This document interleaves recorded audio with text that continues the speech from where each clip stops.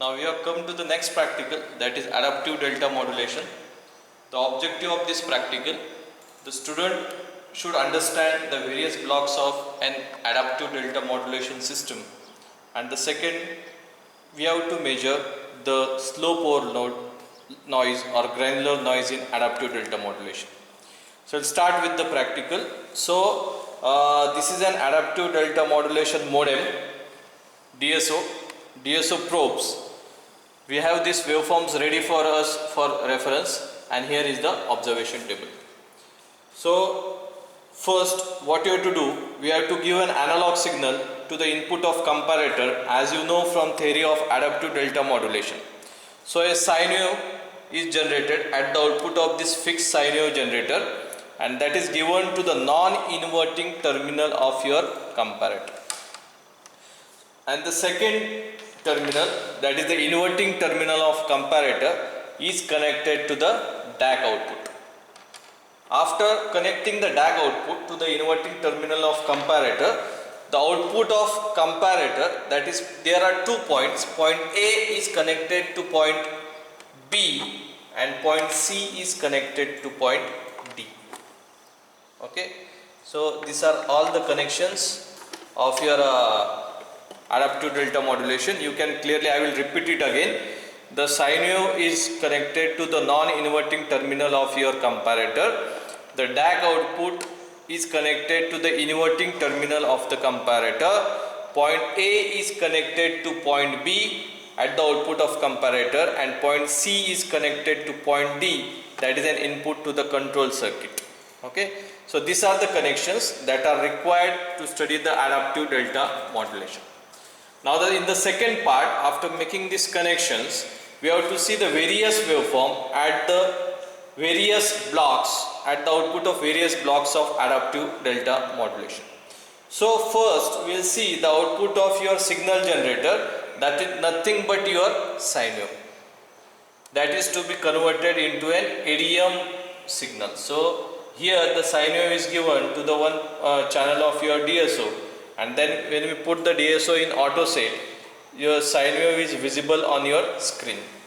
If it is not visible, you can adjust the times per division knob, and by adjusting this times per division knob, you can see the sine wave in the sky blue color is visible on your screen. Now for this sine wave, we have to make two measurements. We have to measure the frequency of this sine wave and its amplitude. So how to measure the frequency and amplitude? We have to use this measure button, and by using this measure button and selecting the proper channel, that is channel 2 as a source, you can measure here. Different measurements are available and you can measure its frequency and amplitude. So measure its frequency and amplitude, and note down here in the second part of your observation table, it is given at sine wave frequency FM. So note down the sine wave frequency FM. By getting the value of here, it is given as 1 kilohertz. Okay, 1 kilohertz sine wave is there. Then you have to measure the amplitude from here DSO, and write down in the third column amplitude of your sine wave. So these two measurements has to be written here, frequency of sine wave FM and amplitude of sine wave M. So these are the measurements you have to do on the output of signal generator. After that, you have to connect the output of DSO. I will connect preferably the second channel of DSO to the output of your DAC, or what we say your digital to analog converter. So here you can see we will get a staircase waveform, that is nothing but your approximation of your input sample. Now if you see, the step size of this staircase waveform is variable. Initially the step size is increased, in the next part again it is increased further, and then it is increased at a larger extent depending on the following of your input signal. And in the latter case, if you see here, the step size is decreasing further and decreasing further. This is a concept of adaptive delta modulation. The staircase is adaptive to the input sine wave. Here see here, the input sine wave voltage is increasing, the step size is also increasing. The input sine wave voltage is decreasing, the step size is also decreasing. The reason is your step size is adaptive to the input voltage. If the input voltage increases, the step size will increase. If the input voltage decreases, the step size will decrease. Now for this step size or this DAC output, again we have to take some measurements. Here we have to measure the step size delta, the minimum step size and the maximum step size. For that we have to take a cursor. In cursor you have to select the amplitude, select an amplitude cursor. So two cursors will appear.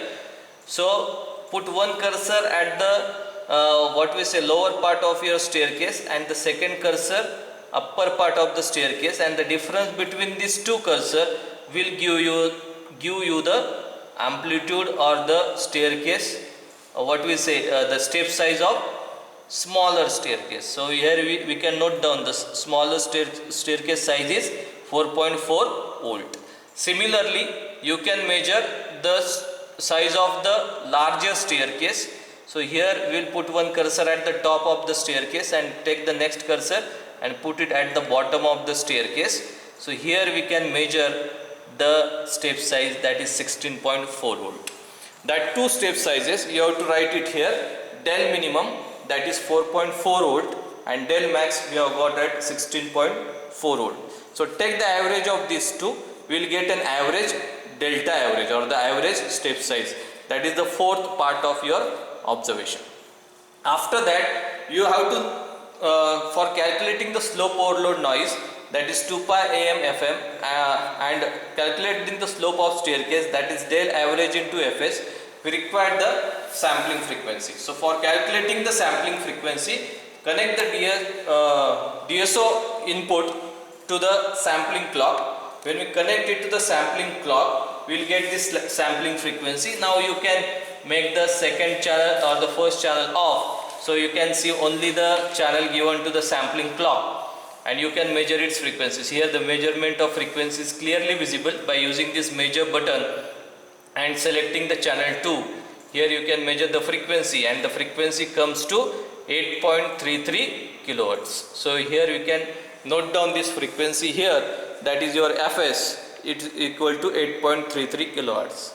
Now we have all the measurements, we have fs, fm, am and del average. Now you can calculate slope of sine wave and slope of staircase. Now this is regarding to the transmitter section.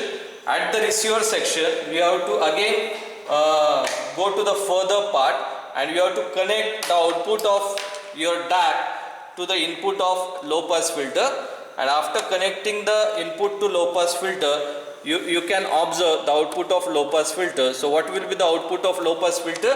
It will be the sine wave that we have connected, or what we have got, what we have transmitted. So this is the reconstructed sine wave at the receiver side. So this is the final output of your ADM receiver. After giving the input of low pass filter, you will get the same sine wave that we have transmitted. So this way we have to do the practical for ADM by using various blocks, that is comparator, digital to analog converter, then your low pass filter, and these ICs, if you want to know, IC 7404 and 7483, they add voltages and subtract voltages as the input is 1 or 0. So this is how you have to do the practical and draw all the relevant waveforms. The waveforms can be seen here for your reference, that is the DAC output, ADM output and input signal. So that you have to do practically and verify the working of adaptive delta modulation. Thank you.